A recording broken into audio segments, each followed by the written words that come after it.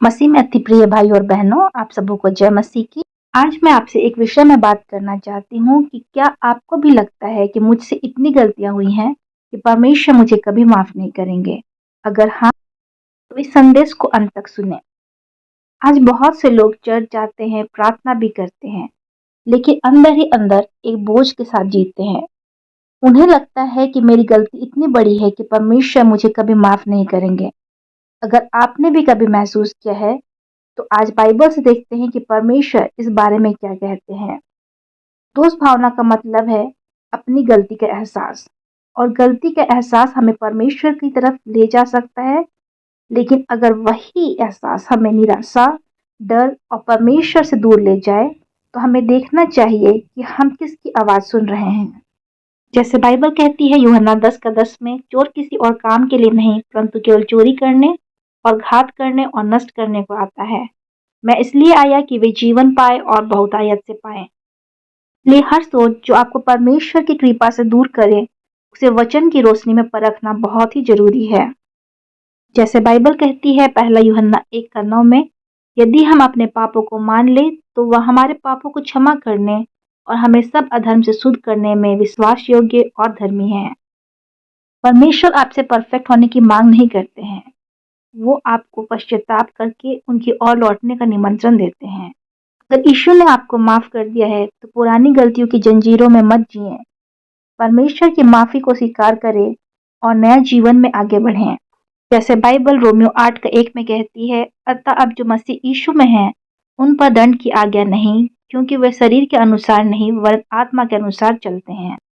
Bible में हम एक व्यक्ति का उदाहरण देख सकते हैं, यूहन्ना 21:15-17 में। वो है पतरस।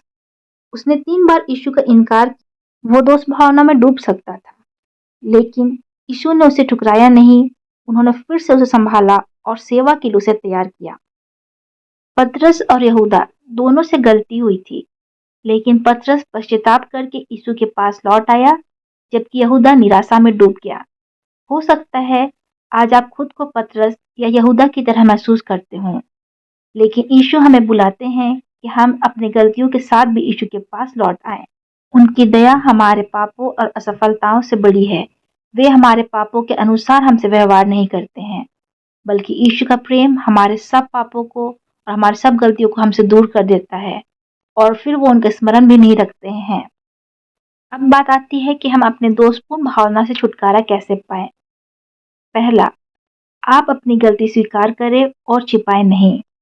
बहुत लोग आज अपनी गलती छुपाते हैं और बहाने बनाने लगते हैं, जैसे कि उस समय परिस्थिति ऐसी थी इसलिए मुझे ये काम करना पड़ा, या फिर उसने मुझे फोर्स किया इसलिए मुझे ये काम करना पड़ा, और उसकी वजह से मैंने ऐसा काम किया, उसने मुझे ऐसा बोला इसलिए मैंने ये किया। तो ये सब बहाने हमें नहीं बनाने हैं, क्योंकि परमेश्वर चाहता है कि हम ईमानदारी से उनके पास आएं। अगर हमारी गलती है तो हम अपनी गलतियों को स्वीकार करें। दोष भावना से आज़ादी की शुरुआत अपनी गलती स्वीकार करने से होती है, उसे छुपाने से नहीं। फिर जो दूसरा तरीका है, वो है परमेश्वर की क्षमा पर विश्वास करें। कई लोग कहते हैं कि मुझे पता है कि परमेश्वर दूसरों को माफ कर सकते हैं, पर मुझे माफ नहीं करेंगे।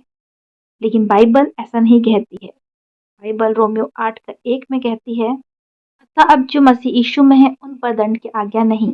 अगर परमेश्वर ने आपको माफ कर दिया है, तो हर दिन खुद को दोषी ठहराते रहना उनके वचन पर भरोसा ना करने जैसा है। इसलिए परमेश्वर की क्षमा को आप स्वीकार करें, और जब भी शैतान आपके मन में झूठ डाले, तो आप हमेशा उसे कहें कि परमेश्वर ने मेरी सारी गलतियों को माफ कर दिया है। तीसरा है शैतान की झूठ को पहचाने।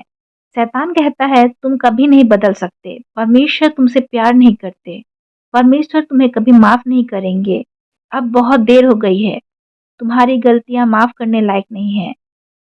लेकिन यूहन्ना 8:44 कहता है, शैतान झूठा है क्योंकि वह झूठ का पिता है। यानी शैतान जो भी कहता है वो हमसे झूठ कहता है, इसलिए उसकी बातों पर यकीन बिल्कुल ना करें। हर विचार जो परमेश्वर से आपको दूर ले जाती है, उसे परखिए कि बाइबल उसके बारे में क्या कहती है। जो बाइबल कहती है उसे ही आप मानिए। चौथा, अतीत में ना जिए। हो सकता है कि आपसे अतीत में कुछ गलतियां हो गई थी, पर उनके लिए परमेश्वर से माफी मांगिए, आगे बढ़िए और दोबारा उन गलतियों को मत दोहराइए। जैसे बाइबल कहती है यशायाह 43 उसका 18 में, पहले बातों को स्मरण ना करो और प्राचीन काल की बातों पर मन ना लगाओ। इसलिए अपने अतीत में आप मत जिएं और आगे बढ़ें, क्योंकि परमेश्वर ने आपकी गलतियों के लिए आपको माफ़ी पहले ही दे दी है। और दूसरा कुरिन्थी 5:17 में बाइबल कहती है, इसलिए यदि कोई मसीह में है तो वह नई सृष्टि है, पुरानी बातें बीत गई, देखो सब बातें नई हो गई हैं। परमेश्वर आपको आपकी पुरानी पहचान से नहीं, बल्कि मसीह में आपकी नई पहचान से देखते हैं। और पांचवी बात है, प्रतिदिन परमेश्वर के साथ समय बिताइए, प्रार्थना कीजिए, वचन पढ़िए और विश्वासियों की संगतियों में रहिए। जैसे बाइबल कहती है भजन संहिता 32:5 में, जब मैंने अपना पाप तुझ पर प्रकट किया और अपना अधर्म ना छिपाया और कहा मैं यहोवा के सामने अपने अपराधों को मान लूंगा, तब तूने मेरा अधर्म और पाप को क्षमा कर दिया।